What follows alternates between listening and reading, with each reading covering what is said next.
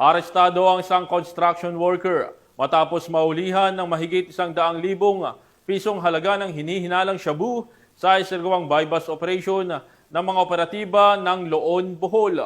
Patrolwoman Annalyn Canoog sa balita.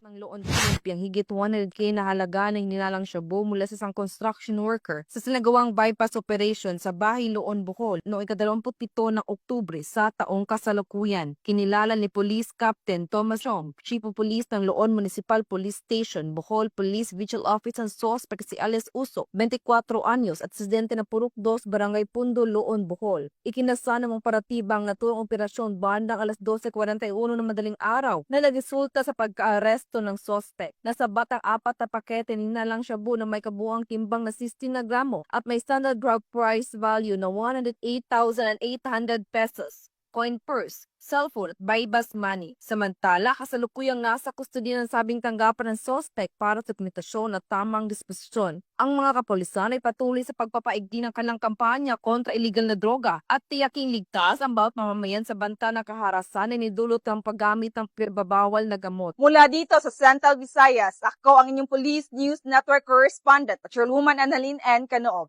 Alagad ng batas, tagataguyod ng Balitang Pulis.